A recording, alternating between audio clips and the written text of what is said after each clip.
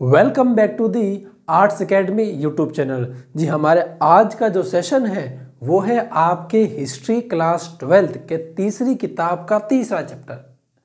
कौन सा है? Mahatma Gandhi and the national movement. तो इस सेशन में हम सिर्फ और सिर्फ चैप्टर के बारे में हम आपको ब्रीफ करेंगे, इंट्रोडक्शन देंगे कि चैप्टर क्या है, किस बारे में है। महात्मा गांधी के बारे में छोटा सा ब्रीफ कर देंगे, पूरा चैप्टर को एकदम शॉर्ट में ब्रीफ कर देंगे। और इसके आने वाले जो सेशंस है अगले वाले, इन आने वाले सेशंस में हम क्या करेंगे कि जो भी अलग अलग हमारे जो वीडियो होंगे उन सब के अंदर क्या करेंगे कि हम उसको टॉपिक वाइज डिवाइड कर देंगे, अलग अलग टॉपिक के हिसाब से अलग अलग चीज़ें डिवाइड कर देंगे।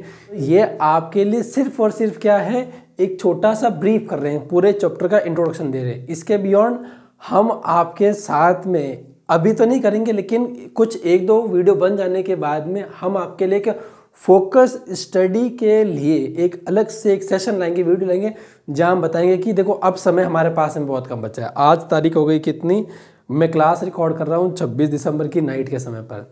ये लगभग आपके बेस्ट पॉसिबल कल आपके लाइव हो जाएगी 27 दिसंबर के दिन। ठीक है, मतलब कि 2 से 3 दिन बचे, साल पूरा खत्म हो चुका है।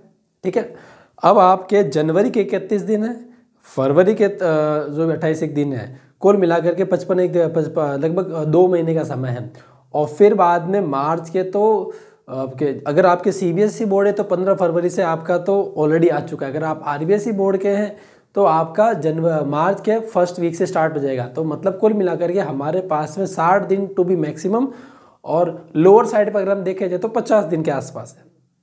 तो इस 50 दिन में हमारी फोकस स्टडी कैसी होनी चाहिए, इस पर हम डिस्कस करेंगे आपके साथ में पूरा का पूरा। कि देखो अब इन 50 दिन में आप एक साथ में 12 चैप्टर करो, आप कंफ्यूज हो जाओगे। तो हम क्या करेंगे कि एक सीरीज लाएंगे। अभी आपके जनवरी में 10 तारीख के बाद से लाएंगे, अभी नहीं लाएंगे। जनवरी के एक बार 10-12 तारीख निकल जाएगी, उसके बाद से हम स्टार्ट करेंगे, अभी से स्टार्ट नहीं करेंगे। 10 जनवरी के बाद से हम लाएंगे, जिसके अंदर हमारा फोकस रहेगा एमसीक्यू।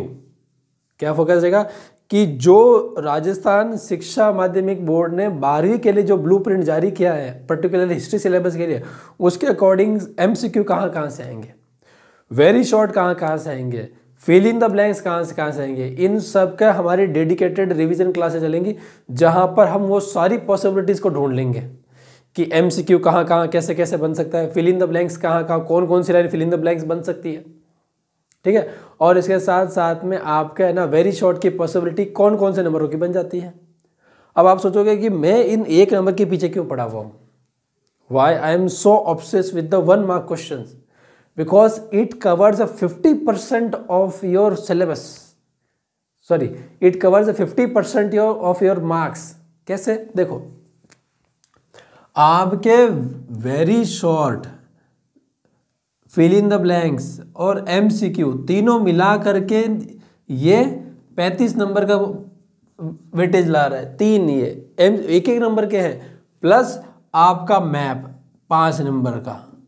मैप क्या करना है, जितने भी मैप है सारे पढ़ लेने अपने को, पहले चैप्टर का, सेकंड चैप्टर का, थर्ड चैप्टर का, और फिर बाद में महात्मा गांधी वाला मैच क्या ही पढ़ना है। आपको तो पता है कि मुंबई कहाँ मिलेगा, आपको चंपारण कहाँ मिलेगा। चंपारण मतलब बिहार में कहीं पर भी टिक ठोक दो, बिहार मैप देखा कहीं पर भी मर्जी वहाँ पर गोला कर दो।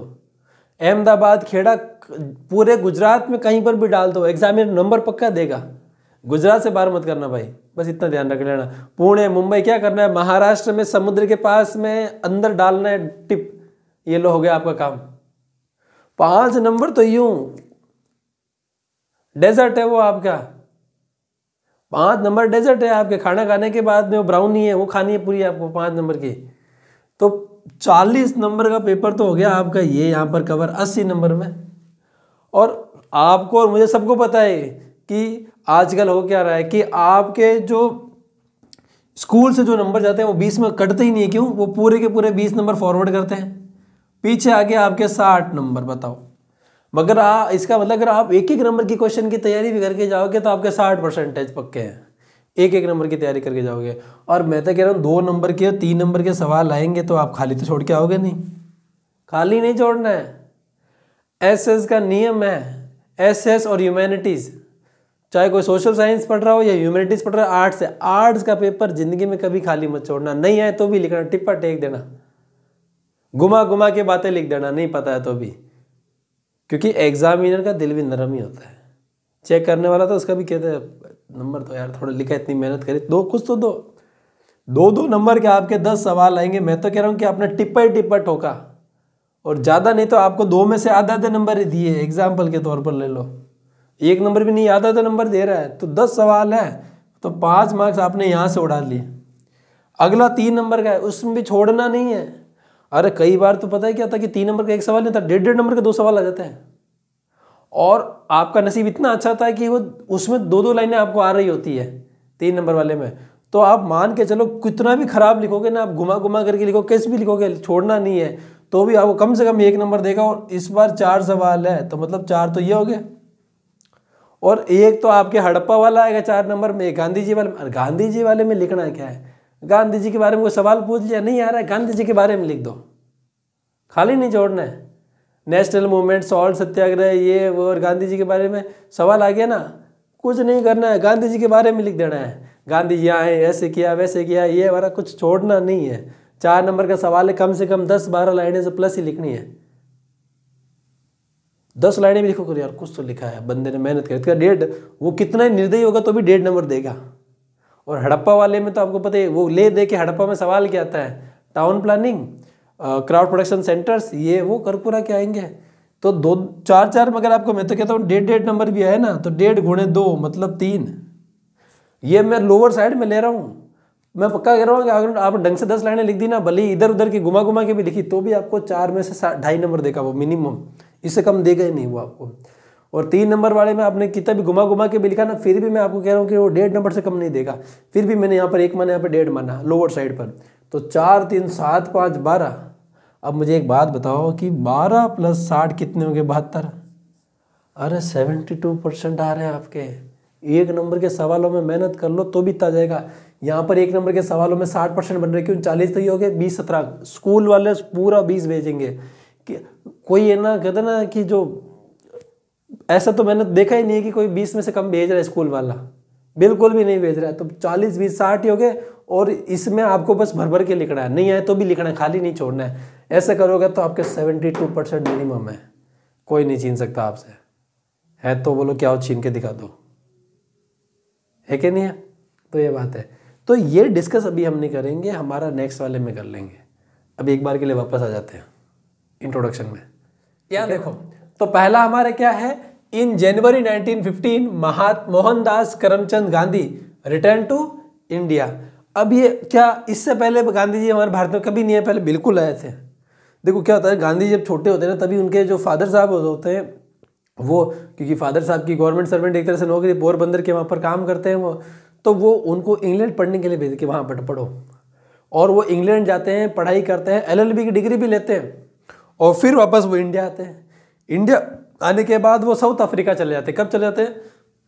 पिछली बार साउथ अफ्रीका गए थे गांधी जी 1893 में गए थे, पहले एक बार जाके आ गए थे बीच में वापस से।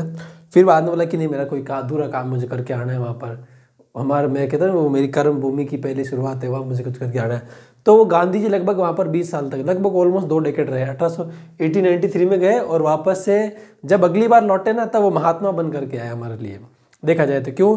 क्योंकि जो गांधी 1893 में गए थे वो एक साधारण मोहनदास करमचंद गांधी था, लेकिन जो लौट करके आया वो एक महान व्यक्ति बन करके आया। उनकी मेकिंग एंड मेकिंग बहुत डिटेल में है, लेकिन आपके क्लास 12th में इतना डिटेल में नहीं है। अगर आप चैप्टर का नाम भी देखोगे तो वहाँ नाम है Mahatma Gandhi and the nationalist movement, और नीचे सब हेडिंग है civil disobedience movement and beyond. Non cooperation पर भी इनका इतना फोकस नहीं है। नॉन कोऑपरेशन मूवमेंट पर ये छोटे मोटे थोड़ा आपको एकदम फटाफट ब्रीफ फास्ट फॉरवर्ड में समझा रखा है। रॉलेट एक्ट तो इतना दिया ही नहीं आपको, रॉलेट एक्ट के बारे में 3-4 लाइनें लिखी, फिर फटाफट निकाल दिया। जलियांवाला बाग मैसेकर में थोड़ी बताई, फिर निकाल दिया वापस से। तो हमारा मेन टॉपिक इस चैप्टर से जो स्टार्ट होगा, सीधा का सीधा सॉल्ट मार्च पे जाके स्टार्ट होगा। उससे पहले कुछ भी नहीं, उससे पहले तो ऐसा लग रहा है कि भाग रहा है, फटाफट निकाल रहा है आपको, ठीक है ना। तो अब यहाँ पे देखो, तो ये छोटे से, अब मैं ऐसे क्यों कर रहा हूँ, क्योंकि हम इंट्रोडक्शन देंगे, और जो इसके अंदर 1 लाइनर से जो आपके इंपॉर्टेंट सवाल बन सकते हैं MCQ के अंदर, वेरी शॉर्ट के अंदर, छोटे छोटे सवालों के अंदर, 1-1 नंबर वालों में, वो कवर कर लेते हैं। ताकि ना जब नेक्स्ट सेशन होगा तो हम सीधे बड़े नेक्स्ट टॉपिक से सीधा स्टार्ट करेंगे। कहाँ से? वो सीधा आपका नॉन कॉर्प्शन मूवमेंट की बिगिनिंग वाला, कि उसके अंदर क्या क्या चीज़ें कवर अप हो रही है। तो छोटे सवाल को भी इसी में से कर लेते हैं, फिर बाद में बड़े वाले सारा आपके आते रहेंगे। देखो तो महात्मा गांधी भारत में फाइनली कब आए साउथ अफ्रीका से लौट करके? तो वो आए थे 1915 में आए थे। कब आए थे? 1915 में आए थे। तो आपके एमसीक्यू में सवाल आ जाएगा क्या, in which of the following year Mahatma Gandhi return to India from South Africa? तो वो है आपके 1915। और आपको पता हो तो हमारे भारत में आज के समय पर हर साल जनवरी महीने में 9 तारीख को प्रवासी भारतीय दिवस मनाया जाता है। तो ये 9 तारीख की वो तारीख है जिस समय पर मोहनदास करमचंद गांधी जी जब लौटे थे भारत में 1915 को, इसलिए उनके आने वाले दिन को हम प्रवासी भारतीय दिवस के रूप में मनाते हैं आज के समय पर हमारा। ठीक है, तो ये हो गया हमारा। अब है ना एक इतिहासकार है, इतिहासकार का नाम क्या है? चंद्रन देवासन। ये क्या कहते हैं? South Africa was the making of the Mahatma. अब ये सवाल कैसा आएगा? ऐसा नहीं आएगा, सवाल आएगा who said this statement South Africa was the making of Mahatma. मतलब दक्षिण अफ्रीका जो है गांधी जी को महात्मा बनाने की तैयारी की कर्म भूमि है, वो जन्म भूमि है, वो भूमि है जिससे वो महात्मा बन के लौटेंगे। तो ये बात बोली थी इतिहासकार, नाम क्या है इनका? चंद्रन देवानेसन।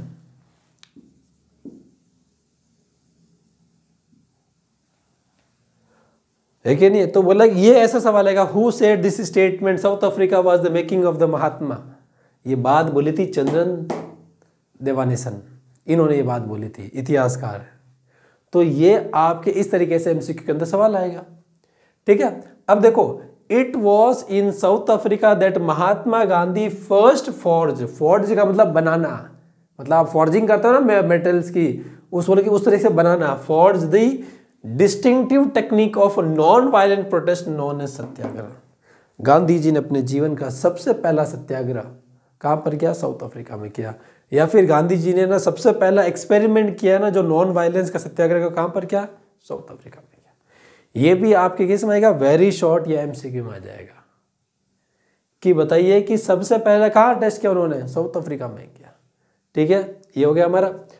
अब हम आगे बढ़ते हैं, अब चैप्टर में है अग्रेसिव। देखो, जब गांधी जी भारत में लौट करके आए उस समय जो लेटेस्ट हमारे यहाँ पर जो मूवमेंट हुआ था वो था आपका स्वदेशी बॉयकॉट, क्योंकि बंगाल विभाजन वाला मैटर जस्ट हुआ ही था। फिर आपने 1912 में बंगाल विभाजन को अनलमेंट भी हुआ था।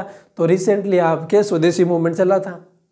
तो उसमें ना जो एग्रेसिव लीडर्स है, तो 3 एग्रेसिव लीडर्स थे, लाल, बाल और पाल। ये है आपके पंजाब के लाला लाजपत राय। कौन है आपके? पंजाब के लाला लाजपत राय।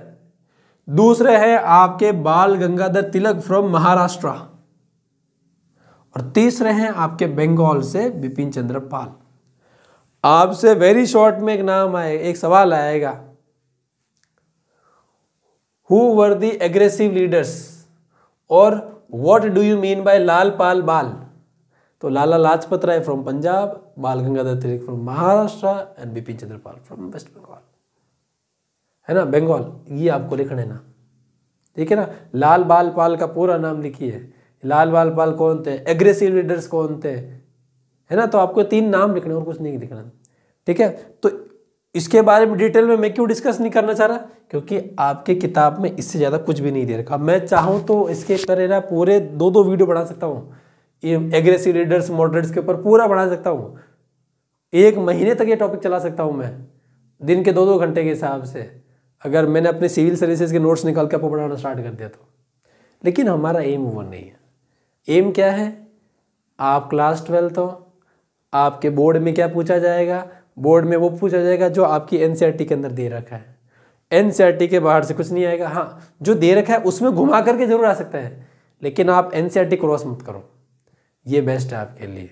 ठीक है ना, इसलिए जो जैसा बेस्ट पॉसिबल है, मैं ऑलरेडी बहुत हाईएस्ट लेवल पे चल रहा हूँ, ऑलरेडी मैं आपको डिटेल में बता रहा हूँ, तो आपको मैं उतना ही बताऊंगा जो आपको किताब क्रॉस ना करनी पड़े। उसी प्रकार से सवाल आएगा क्या वेरी शॉर्ट के अंदर, क्या what is moderate, what do you mean bye moderates? तो मॉडरेट्स का मतलब कहता है कि who preferred more gradual and persuasive approach. Moderates वो लोग होते हैं जो चीज़ों को परिवर्तन करने में धीमापन अपनाते हैं और कहते हैं कि ना वही वाला पिटिशन प्लीड, कि मतलब आप बार बार पिटिशन फाइल करोगे, समझाओगे, बात करोगे, मतलब कोई लड़ाई झगड़ा नहीं, कोई एग्रेशन नहीं। तो इसमें हमारे पास में आपके सवाल आएगा कि right the names of moderate leaders. 1 number का सवाल आएगा वेरी शॉर्ट में, right the names of moderate leaders. तो आपको नाम लिखना है गोपाल कृष्ण गोखले और मोहम्मद अली जिन्ना। ठीक है, अब ये सवाल देखो एमसीक्यू में कैसा आएगा।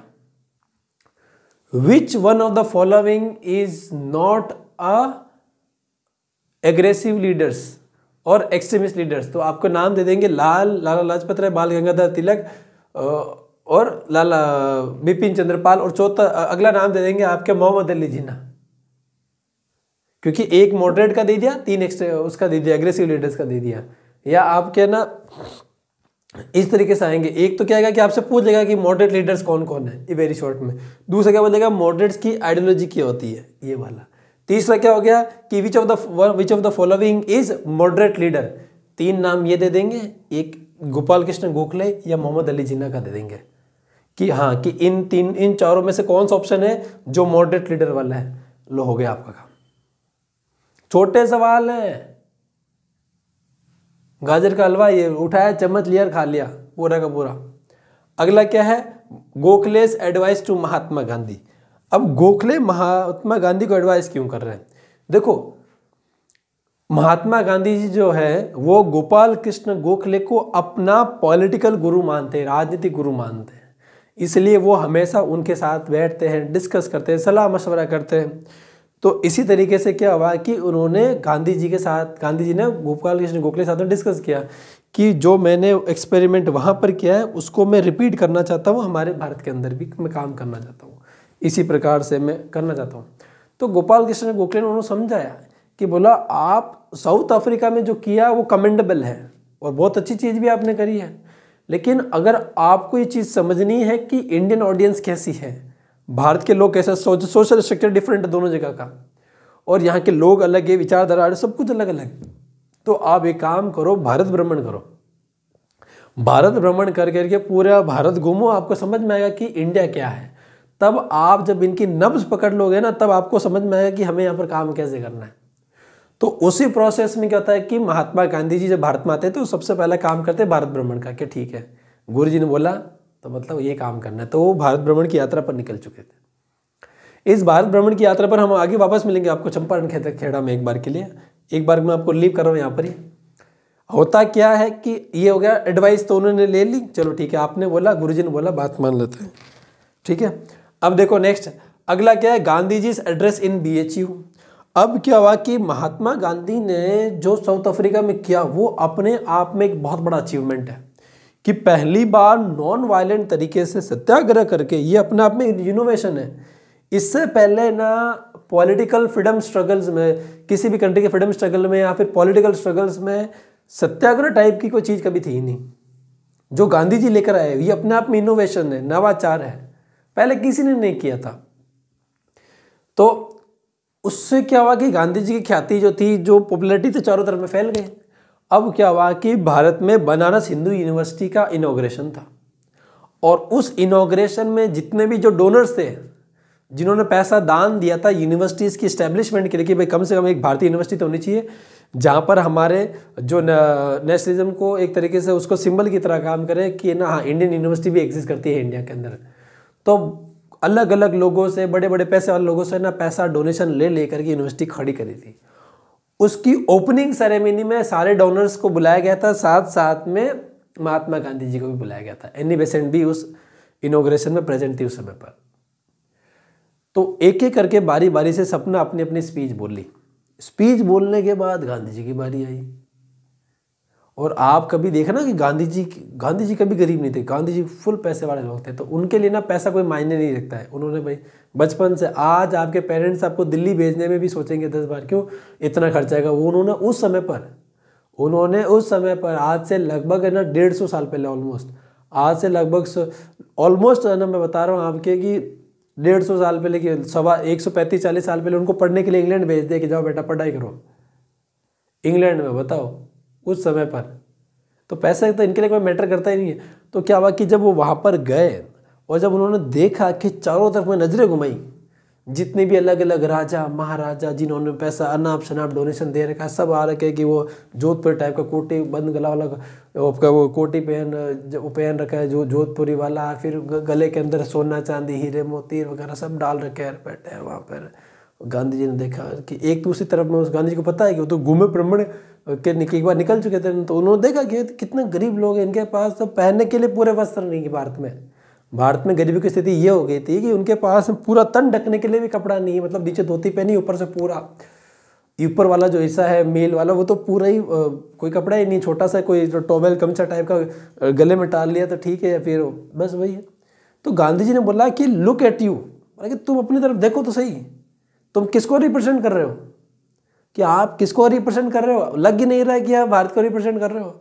जहां पर हमारे भारतीय लोगों को पास में तन ढकने के लिए कपड़ा नहीं है, आप इतना बन ठन के तैयार होके आए हो, गले के अंदर हीरे जवाहर डाल के आप लगता है कि आप इंडिया को रिप्रेजेंट कर रहे हो, कि बिल्कुल नहीं लगता है। ऐसा करके इतना खतरनाक भाषण दिया कि जब वो वहाँ जो बैठे हुए थे ना, उन्हें लग रहा है कि ये मिस्टर गांधी जो है हमारी बेइज्जती कर रहा है। तो एक एक करके लोग उठ करके जाने लगे, एक एक करके। फिर फाइनली एनी बेसेंट ने रोका, stop mister Gandhi, enough is enough, बहुत बोल चुके आप, अब रुक जाइए आप, कि अगर यही चले जाएंगे तो यार डोनर ने पैसा दिया, उन्होंने यूनिवर्सिटी खड़ी करी, आप ऐसा कर रहे हो यार, तो रुका है। तो गांधी ने चलो ठीक है रुके वो। तो गांधी जी ने उस दिन प्रण लिया, गांधी जी ने उसी दिन प्रण लिया। अगर आप देखोगे ना आपके चैप्टर के ना, आप ना इस चैप्टर को ओपन करना, देखना कि गांधी जी 3 पीस में बैठे हुए हैं, 3 पीस में बैठा हुआ, उनके पास वो महंगी वाली मैकेनिकल ऑटोमेटिक वॉच वाली घड़ी है उनके पास में, टिक टिक टिक टिक बिना सेल चलने वाली है, क्या नहीं है। तो बोला कि गांधी जी पैसे की कोई कमी थोड़ी है, आप देखो ना सूट बूट पहन टाई वगैरह, उस सर के ऊपर टोपी वगैरह, जूते उते एकदम रेडी शर्ट पूरा तैयार, बचपन पूरा इंग्लैंड में पढ़ाई करी ना। तो उस दिन उन्होंने बोला कि जब मेरे देश के गरीब व्यक्तियों के तन ढकने के लिए कपड़ा नहीं है और मैं इस तरीके से सूट बूट पहन के घूम रहा हूँ, ठीक नहीं लगता है ना। तो गांधी जी ने उसी दिन वस्त्र त्याग दिया, बोले कि नहीं, जैसा आम आदमी हमारे देश में रहता है वैसा मैं रहूँगा, धोती और ऊपर तो बिल्कुल कुछ भी नहीं है, एक शॉल रखते हैं अपने पास में सिर्फ, क्योंकि बोला कि यही चीज़ हर व्यक्ति के पास होता है भैया। और बोला कि जो मशीन मेड प्रोडक्ट है, बोला कि जो मशीन मेड प्रोडक्ट है ना, जो कपड़े, it is a symbol of colonisation, it is a symbol of slavery. तो बोला कि मैं मशीन मेड कपड़ा भी नहीं पहनूंगा, अपना कपड़ा खुद बना के पहनूंगा। तो चरखा खुद चलाते थे, उससे भी पूरा का पूरा चरखा चला करके सूत बना करके कपड़ा बना करके खुद का कपड़ा खुद पहनते थे। ये कॉन्सेप्ट उनका चरखा वाला, आगे डिस्कस करेंगे, अभी डिटेल में करेंगे, अभी नहीं, ठीक है। तो ये है। तो फिर इसके बाद में ना एड्रेस दिया, और वहाँ से जब ये उन्होंने ये स्पीच दी ना, ये स्पीच बहुत पॉपुलर हुई। बोला कि एक व्यक्ति है वहाँ पर जो हमारी बात कर रहा था, वहाँ पर हमारे लिए आया था, हमारी बात करी थी उसने वहाँ पर, कि मिस्टर गांधी ने बात करी थी। तब लोगों के बीच में इस तरीके से पॉपुलर हो गए थे महात्मा गांधी जी।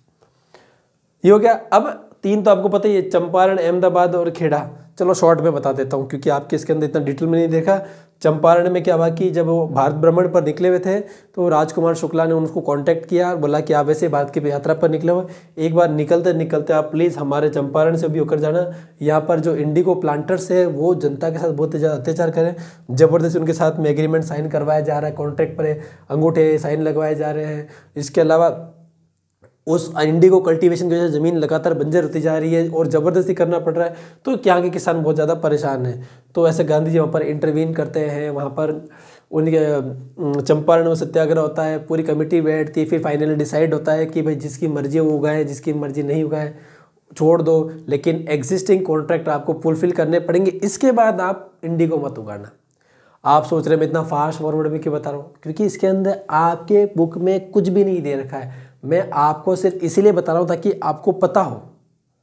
वहाँ चंपारण इंडिगो इतना ही दे रखा है, पीछे की कहानी नहीं बता रखी, तो हम भी नहीं बताएंगे। क्यों? क्योंकि आपके एग्जाम में उसका रेलेवेंस नहीं है। उसका रेलेवेंस इतना ही है कि चंपारण कहाँ, चंपारण में किस चीज़ के लिए हुआ था वगैरह, छोटी चीज़ है, बस उतना ही है। तो जहाँ तक हमें लगेगा नहीं कि सवाल आने की परसेंट, तब तक हम वहाँ नहीं जाएंगे। हम एक इसके अंदर लिमिटेशन आप देखना, आप किताब पढ़िए, जब तक सॉल्ट सत्याग्रह नहीं आ जाता तब तक किताब बहुत फास्ट भाग रही है, बहुत फास्ट। सॉल्ट सत्याग्रह आने के बाद किताब ठहर जाएगी, एकदम स्लो चलेगी। सॉल्ट के अंदर 3 से 4 टॉपिक है, सिर्फ और सिर्फ सॉल्ट के अंदर 3-4 टॉपिक है। और इससे पहले इतने सारे में एक पेज में 1915 से लेकर के आप सीधा सॉल्ट तक पहुंचा दिया। 15 साल निकाल दिए उन्होंने 1 से 1.5 पेज के अंदर। और आगे तो देखो ना, सॉल्ट सत्याग्रह पे 4-4 पेज चल रहे हैं आपके। इसका मतलब ये टॉपिक जितना फास्ट फॉरवर्ड में कर सकते करो। सॉल्ट सत्याग्रह से हम उस हिसाब से चलेंगे। अहमदाबाद वाला आपको पता ही है, मील वर्कर्स वाला, उसमें क्या हुआ कि ना पहले प्लेग बोनस मिलता था, तो फैक्ट्री मालिकों ने बोला कि जो 20% का प्लेग बोनस है वो अभी हम खत्म कर रहे हैं और प्लेग बोनस नहीं देंगे और आपको बिना प्लेग बोनस के काम करना पड़ेगा। तो फिर एक तरफ में वर्कर थे, दूसरी तरफ में महात्मा गांधी थे। इन दोनों के बीच में क्या हो गया, नहीं, एक तरफ वर्कर थे, दूसरी तरफ में आपके इंडस्ट्रियलिस्ट थे, महात्मा गांधी। एक वर्कर इंडस्ट्रियलिस्ट दोनों अपनी अपनी बात पे अड़ गए, बोला कि नहीं। अब हुआ क्या है कि इंडस्ट्रियलिस्ट ने बोला कि हम तो पूरा ख़त्म करेंगे, और वर्कर्स का ऐसा मानना था कि ऐसा मत करो, आप इसको बढ़ाओ, आप इसको बढ़ाओ, बढ़ा करके कितना करो, 20 से बढ़ा करके 50% करो। उसने बोला बढ़ाने की बात, हम तो घटा रहे हैं, ख़त्म कर रहे हैं। ये फिर इन डेडलॉक हो जाता है। फिर महात्मा गांधी को दोनों अप्रोच करते हैं, जो वर्कर्स का ग्रुप है वो भी महात्मा गांधी को कॉन्टेक्ट करेगा और जो इंडस्ट्रियलिस्ट है वो भी कॉन्टेक्ट करेंगे, क्योंकि उनको बिलीव है गांधी जी के अंदर। और फिर गांधी जी फाइनली सेटल कराएंगे कितने में, 35% पर। दोनों के बीच की बात बोला कि देखो 20 बहुत कम होते हैं और 50 बहुत ज़्यादा होते हैं, तो गांधी जी सेटल कराएंगे दोनों के बीच के अंदर। तो दोनों का गैप कितना, 30%, 30 होता है, 30 का आधा कर दो 15, तो 20 + 15 35। Gandhi ji always believe in negotiation, Gandhi ji always believe in negotiation. तो नेगोशिएशन में इनका हमेशा विश्वास रहता है। तो ये हो गया। फिर खेड़ा वाला, खेड़ा वाला वही है कि ज़बरदस्ती कर वसूला जा रहा है, अकाल पड़ा हुआ है, अनाज फसल हो नहीं रही है, वो वाला, ठीक है ना। अगले आते हैं रॉलेट एक्ट की तरफ में, फास्ट फॉरवर्ड चलना पड़ेगा, मेरी भी टॉपिक के अंदर इतना कुछ है नहीं। तो क्या हुआ कि ना वर्ल्ड वॉर 1 के दौरान, वर्ल्ड वॉर 1 के दौरान क्या होता है कि ब्रिटिश गवर्नमेंट एक लेके आती है कि बोलती है कि भाई अगर जब तक वर्ल्ड वॉर चल रहा है ना तब तक आप किसी प्रकार से ना एक चीज़ मत करो, क्या ज़्यादा प्रोटेस्ट मत करो कि हम ऑलरेडी इंगेज है कहीं पर, तो आप प्लीज़ ऐसा मत करो। तो ये बात मान भी लेते हैं, हम वर्ल्ड वॉर 1 में उनके साथ कोऑपरेट भी करते हैं, हम ज़्यादा कुछ इतना नहीं करते। लेकिन उन्होंने प्रॉमिस किया था कि वर्ल्ड वॉर 1 खत्म होगा तो हम अभी जो डिफेंस ऑफ इंडिया एक्ट जो लगा रहे हैं, जो हम हटा लेंगे इसको, हम इसको हटा लेंगे। और बोला कि इसको हटा कर क्या करेंगे कि अभी इतना एग्रेसिव वो नहीं रखेंगे, फिर हटा देंगे पक्का, गारंटी। तो क्या हुआ कि सर सिडनी रॉलेट, क्या बोला, सर सिडनी रॉलेट की अध्यक्षता में कमीशन बनती है और उस कमीशन से ना कुछ एक रिकमेंडेशन रिपोर्ट आती है। उस रिपोर्ट को हम बोलते हैं रॉलेट एक्ट। उसमें जो आता है ना उसी को हम बोलते हैं रॉलेट एक्ट।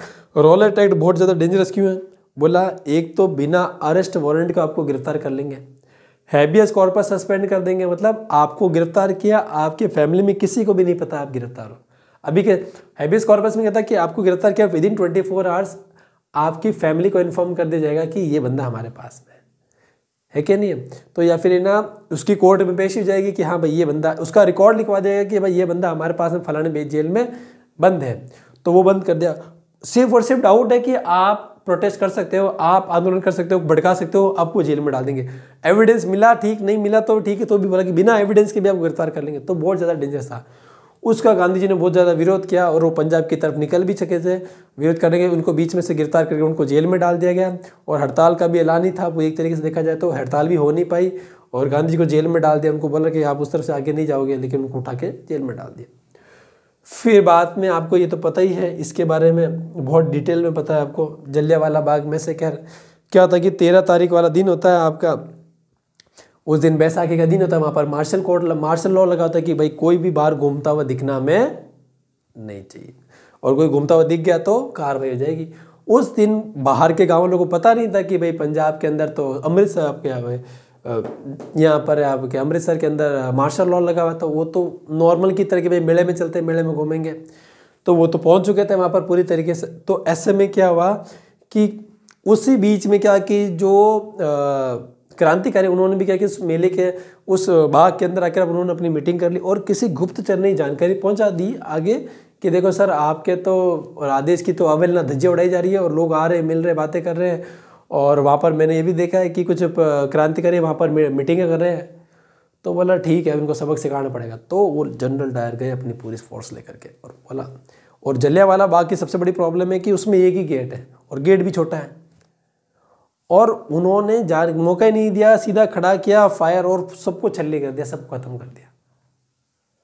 तो जलियांवाला बाग में से क्या हो गया। अब इसके आगे बढ़ते हैं अभी हम, तो हाँ कहाँ पर थे हम, हाँ तो उसके बाद में नॉन कॉपरेशन मूवमेंट कैसे स्टार्ट हुआ, गांधी जी ने स्टार्ट किया, कब किया।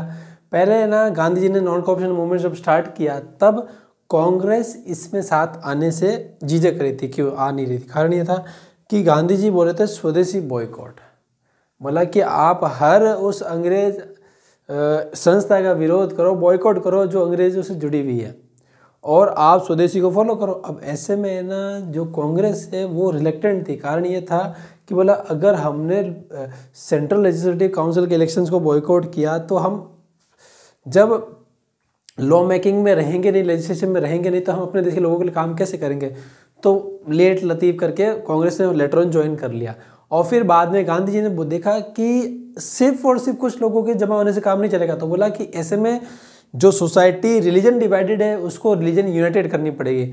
तो गांधी जी ने बोला कि it is a once in a lifetime opportunity that once in a century, 100 साल में एक बार मौका मिलता है कि जब हिंदू मुस्लिम एकता दिखाने का अवसर मिलता है। तो ये वही समय आ चुका है आपके लिए।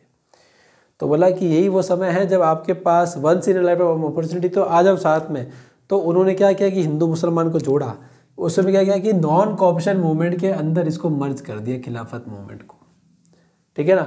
इस खिलाफत मूवमेंट को हम आगे अलग से डिस्कस करूंगा। मैं खिलाफत मूवमेंट का छोटा सा वीडियो बनाऊंगा, उसको पूरा अलग करूंगा, यहाँ डिस्कस नहीं करूंगा मैं। ठीक है। फिर इसके बाद में नॉन कॉपरेशन मूवमेंट चला, काफ़ी चलता है, अच्छा खासा चलता है। लेकिन एक इंसिडेंस होता है चौरी चौरा हत्याकांड। उस चौरी चौरा हत्याकांड में ये होता है कि वहाँ पर है ना, चलो शॉर्ट में एकदम बता देता हूँ कि ना एक नॉर्मल प्रोटेस्ट चल रहा होता चौरी चौरा के वहाँ से क्या पुलिस स्टेशन के सामने से निकलता है प्रोसेशन पूरा का पूरा। ऐसे में क्या होता है कि छोटी मोटी ना वहाँ पर है ना मिसअंडरस्टैंडिंग हो जाती है, मतलब स्लोगन थोड़े ज़्यादा तेज हो जाते हैं, तो पुलिस वाले थोड़े क्या 2-3 लोगों को डंडे से फोड़ देते हैं, पीट देते हैं। तो बढ़िया सा एकदम बांध देते हैं उनको लाठी से। तो फिर वो आते बोलते कि तुम कैसे लोग हो कि हम तुम्हारे साथ में हैं और ये लोग हमें पैसे पीट दिए, तुमने कुछ किया ही नहीं है। ऐसे करके क्या कि गर्मा गर्मी हो गई। तो काउंटर क्या हुआ कि उन्होंने पुलिस वाले पर हमला बोल दिया, पुलिस वाले ने हमला बोल दिया, तो पुलिस वाले अपनी झगड़ा हुआ। फिर पुलिस वाले को लगा कि ये तो धारेंगे नहीं, हम तो बहुत कम, ये तो ज़्यादा है। तो वो अपनी जान बचा के स्टेशन के अंदर घुस गए सारे के सारे। और ऐसे में क्या कि भीड़ तो अब हिंसक हो चुकी है पूरी तरह। उन्होंने उनमें से एक ने क्या किया कि ना जलता हुआ स्टोव उठा करके ना सीधा फेंक दिया स्टेशन की तरफ में, और वो जाले की तरफ चला गया और स्टेशन में आग लगी और पूरे सारे के सारे पुलिस वाले सबके सब जिंदा जल गए। और सारे के सारे इंडियंस हैं पुलिस वाले, छोटे मोटे तो सारे इंडियंस ही होते हैं, बड़े अधिकारियों पर अंग्रेज होते हैं। तो इस हादसे से महात्मा गांधी को यहाँ पर चोट लगी, बोला कि ये गलत हो गया। तो गांधी जी ने इस इंसिडेंस को देखा कि ये जो आंदोलन था वो हिंसक हो चुका है, तो मतलब ये it is out of control. तो बोला इसको समय पर क्या करते रहना चाहिए, हमें कॉल्ड ऑफ कर देना। तो गांधी जी ने हाथों हाथ उसको बंद कर दिया कि छोड़ो बंद करो। तो ये है। और उसको बोला कि अब गांधी जी की एक फिलॉसफी भी क्या, स्ट्रगल ट्रूथ स्ट्रगल, संघर्ष करो फिर थोड़ा रुको, फिर संघर्ष करो फिर थोड़ा रुको, फिर संघर्ष करो फिर रुको। ये स्ट्रेटेजी एक तरीके से देखा जाए तो ये एक इनकी स्ट्रेटेजी भी है एक तरीके से देखा जाए तो बोला ठीक है आगे देखेंगे, अभी नहीं, ये भड़के हुए हैं, इनसे ढंग से काम होगा नहीं। तो बोला कि अभी कुछ नहीं करना है। ठीक है। अब उसके बाद में गांधी जी कहते हैं कि हमारा देश गुलाम कैसे बना। हमारा देश गुलाम बनने के पीछे कारण है चरखा। बोला जब तक चरखा चल रहा था तब तक देश में प्रगति हो रही थी, विकास हो रहा था। जिस दिन हमारे देश के लोगों ने चरखा चलाना बंद कर दिया, उसको छत पे रख दिया, हमारे देश की प्रगति विकास सब कुछ रुक गया और सब कुछ मशीन मेड गुड्स हमारे यहाँ पे आने लग गया। क्योंकि हम अपने लिए कुछ बना नहीं रहे, हम सारा का सारा क्या कर रहे हैं, बाहर से खरीद रहे। इस वजह से क्या है कि एक तो हमारी इनकम खुद की बंद हो गई, हमने अपने खुद के वस्त्र बनाने बंद कर दिए। ठीक है। और हम बाहर से खरीद रहे हर चीज़। इसके वजह से क्या है कि हम डिपेंडेंट भी हो चुके हैं और हमारे पास अपना कुछ भी नहीं है। तो चरखा का बहुत अच्छी तरह से सिग्निफिकेंस बताएंगे, मास प्रोडक्शन के बारे में बात करेंगे। अभी डिटेल में बात मैं नहीं करूँगा। मैंने आपको बताया सिग्निफिकेंस क्या है कि छोटा सा ब्रीफ कर दिया आपको। डिटेल में मैं करूँगा, पूरी क्लास चरखे पे चलाऊँगा, मैं पूरी की पूरी सेशन चरखे पे चलाऊँगा। ठीक है। अब देखो, अब इसके साथ साथ में क्या ना कि बहुत सारी कहानियाँ चलने लगी महात्मा की, महात्मा गांधी जादूगर, महात्मा गांधी में जादू है, उनमें मेरे कल है। कैसी मेरे क्या, ऐसी बातें निकल कि एक बार है ना महात्मा गांधी जी का मैंने नाम लेके ना गेहूं के बीज बोए थे धरती के अंदर, क्या निकला, आपके शीशम तिल निकल, तिल की खेती हो गई मेरे। बोला कि एक बार की बात है, कुछ 4 नशेड़ी दारूबाज लोग थे, उन्होंने प्रण लिया गांधी जी से प्रॉमिस लेकर के, भाई साहब हम दारू छोड़ देंगे। उनमें से एक व्यक्ति दारू पीने चला गया, ठीक है। और उसमें क्या हुआ कि जब वो दारू पीने गया तो बीच रास्ते में उसके साथ बहुत सारी कठिनाइयों का सामना करना पड़ा, और आपके बीच में चमगादड़ आके उसको मतलब रास्ता पूरा भटका दिया। इसके अलावा ऐसे कहते हैं कि एक आदमी ने गांधी जी की बुराई करी और उसका घर में आग लग गई। एक गांधी जी की बात मानी नहीं, उसने कुछ बड़ा बुरा कह दिया, उसकी बकरी को उसी व्यक्ति के जो पालतू 4 कुत्तों ने खा लिया उसको। तो बोला कि गांधी जी में मैजिक तो है, जो उनकी बात मानता है उसका भला होता है, जो उनकी बात टालता है उनका बुरा होता है। तो ऐसी बहुत सारी कहानियां बनी, बहुत सारी, सच्ची तो है नहीं, अब काल्पनिक है, झूठी है, फैबल है, मनगढ़ंत है, कुछ भी है, लेकिन ऐसे रूमर्स फैलने लगे गांधी जी के नाम पर कि गांधी जी में मैजिकल पावर्स है। गांधी जी के नाम से अगर बोलते कि अगर है ना आपको अगर डर भी लग रहा है तो आप गांधी जी नाम लेके चलो तो आपका ना रास्ता आसान हो जाएगा। मतलब कहते हैं ना राम राम राम बोलते हो ना, विश्व गांधी नाम लो तो आपके ना काम हो जाएगा। ये सारी रूमर्स है, इसमें कुछ फैक्ट नहीं है, ये सब क्या है, सुनी हुई बातें, सुनी हुई कहानियां, हमने सुनी, हमने आपको बता दी। किसी ने सुनी, उसने किताब में लिख दी, हमने पढ़ी, हमने आपको बता दी। तो सब क्या है, रूमर्स एक तरीके से देखा जाए तो। अब सॉल्ट सत्याग्रह पर तो सीधा नहीं पहुंचेंगे, सॉल्ट सत्याग्रह तो सीधा 1932 में आ जाएगा। इस सॉल्ट सत्याग्रह के बीच में ना होता क्या है कि साइमन कमीशन आती है इंडिया के अंदर। ब्रीफ में बता देता हूँ एक बार के लिए, मौका मिला तो ठीक है, एक बार वापस बता देंगे तो कोई दिक्कत नहीं। साइमन कमीशन का मेन मकसद होता है कि हर 10 साल में हमारे इंडिया में कॉन्स्टिट्यूशनल डेवलपमेंट हो रहे थे, संविधान में सुधार हो रहा था। पहला 1909 वाला हो चुका था, 10 साल मतलब 1919 में हो गया था। अब 1919 का 10 साल जोड़ो तो कितना हो जाता है, 1929 होता है। तो मतलब समय आ चुका था चेंजेस करने का। तो ऐसे में साइमन कमीशन अपॉइंट हुई थी और इसके अंदर जितने मेंबर थे सारे के सारे कौन थे, ऑल वाइट्स, एक भी भारतीय नहीं था। तो इसका मतलब क्या है, it is a racial arrogance. ये क्या है आपका, रेशियल एरोगेंस ही तो है, और क्या है। इस रेशियल एरोगेंस को रोकने के लिए तो हमने बहुत कोशिश करी, साइमन गोबेक बहुत सब, फिर भी उन्होंने अपने बना के रेडी कर दिया। ऐसे में क्या हुआ कि सब ब्रिटिशर्स ने बोला कि बोला कि तुम इंडियंस, तुम्हें आता क्या, तुम्हें कुछ नहीं आता है, हम जो बना के देंगे वो बेस्ट है। तो बोला कि ऐसा नहीं, हमें भी आता है। तो मोतीलाल नेहरू जी ने बोला कि साहब मौका दोगे तो बना के दिखाएंगे। तो बोला अगर ऐसी बात, अगर तूने बना लिया ना भाई, तूने बना लेना तो मैं लागू कर दूंगा तो आती। तो बोला ठीक है भाई मैं बनाता हूँ। तो उन्होंने नेहरू रिपोर्ट प्रिपेयर तैयार करा, और क्या शानदार रिपोर्ट थी, बहुत बढ़िया वाली नेहरू रिपोर्ट बना। और वो हक्का बक्का कि भाई इसने सच में बना लिया।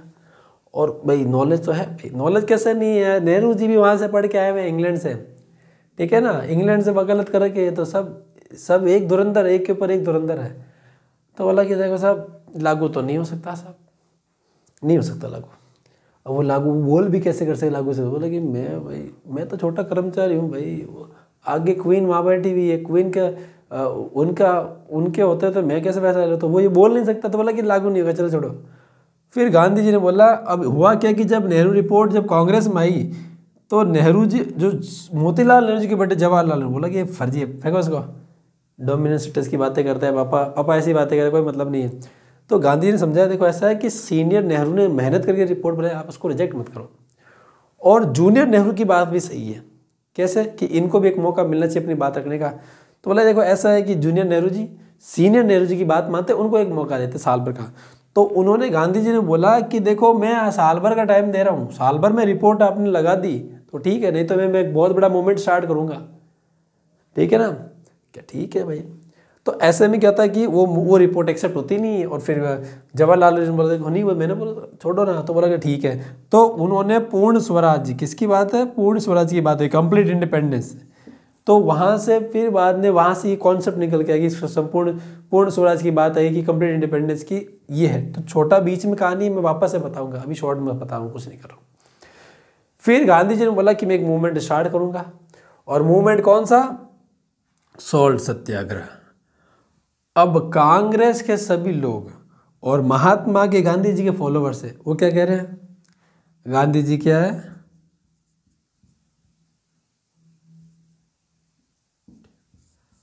सत्याग्रह, उनको समझ में ही नहीं आ रहा है। अरे आप नमक सत्याग्रह करोगे तो जनता को कैसे जोड़ोगे? बोला कि जहाँ पर नमक नहीं उग रहा है, फिर वहाँ जहाँ पर लोग, जो लोग, सॉरी नमक उगना नहीं, मेरा मतलब नमक की मेकिंग के बारे में बोल रहा हूँ, स्लिप ऑफ टंग होगा मेरा। तो बोला कि जहाँ पर नमक नहीं बन रहा है आप उसको कैसे जोड़ेगा, और नमक के लिए कौन सत्याग्रह करेगा, छोटी सी चीज़ है। गांधी जी ने बोला लगता है कि मेरे फॉलोअर्स मेरी बात समझ नहीं रहे, इसका मतलब मुझे प्रैक्टिकल करना पड़ेगा तभी इनके समझ में आएगा। तो गांधी जी का देखो बेसिकली दो कॉन्सेप्ट है गांधी जी के।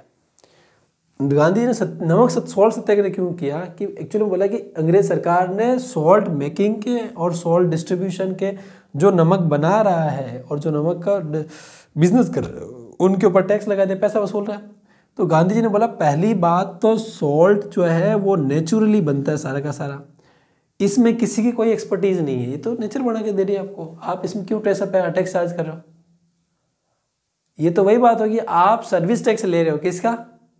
अच्छी हवा का। अरे अच्छी हवा आप दे रहे हो कि एनवायरनमेंट से मिल रही है अपने आप को?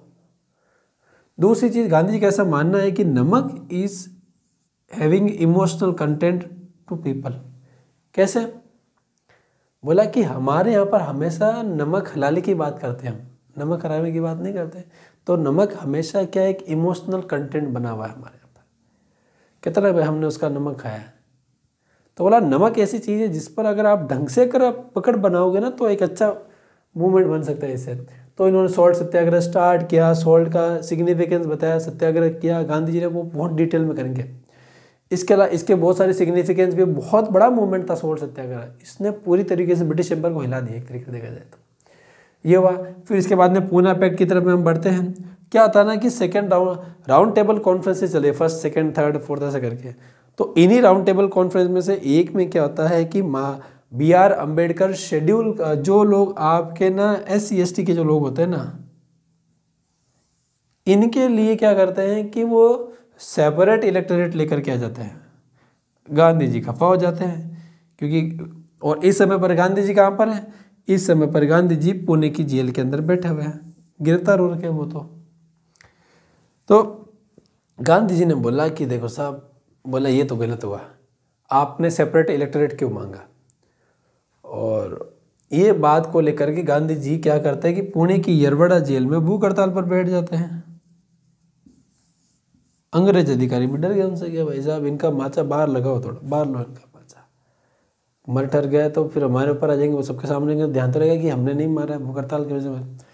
तो फिर फाइनली अंबेडकर साहब और महात्मा गांधी के बीच में विचारों की गर्मा गर्मी थी, सेपरेट और रिजर्व के। गांधी जी बोलते हैं कि आप सेपरेट छोड़ो, रिजर्व ले लो, और दोनों अपनी अपनी बात रखते हैं कि सेपरेट के क्या बेनिफिट्स है, रिजर्व के क्या बेनिफिट्स है। और फाइनली गांधी जी उनको कन्विंस कर लेते हैं अंबेडकर साहब को कि आपको रिजर्वेशन चाहिए शेड्यूल कास्ट शेड्यूल ट्राइब के लोगों के लिए, उनके बेनिफिट के लिए आप बिल्कुल लो, लेकिन आप सेपरेट इलेक्टोरेट मत मांगो, इससे वो समाज से और दूर हो जाएंगे।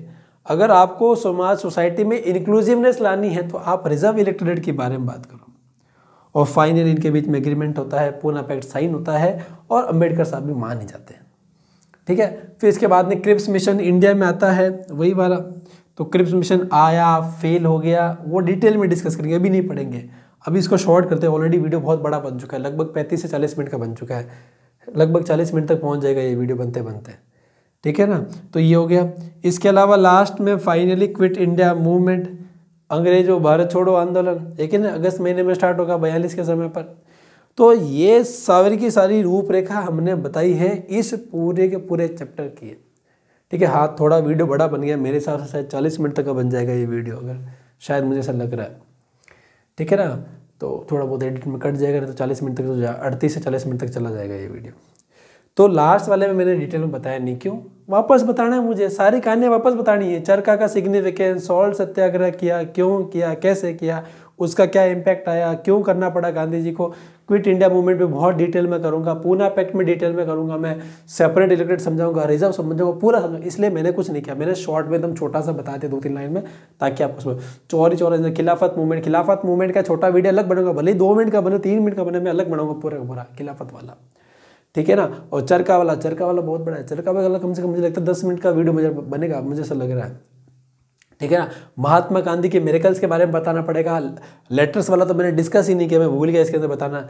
लेटर्स वाला अलग से होगा, लेटर्स वाले की लेटर से आप उसको हिस्ट्री को रीड्रॉ करनी है, मैं पूरी की पूरी महात्मा गांधी के बारे में। तो ये इतना सारा सब कुछ है हमारे चैप्टर के अंदर, ठीक है ना। हमारे लिए बड़े सवाल कहाँ से स्टार्ट होंगे बताओ भाई? हमारे लिए बड़े सवाल स्टार्ट होंगे सॉल्ट सत्याग्रह से। सॉल्ट सत्याग्रह का सिग्निफिकेंस, सॉल्ट सत्याग्रह का इंपॉर्टेंस वगैरह वगैरह।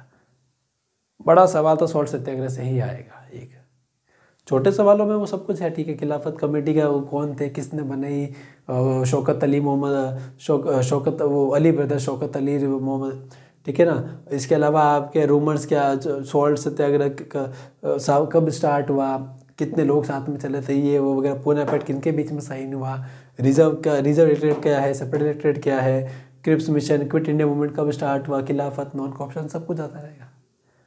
बड़ा सवाल तो सॉल्ट से स्टार्ट होगा हमारा, ठीक है।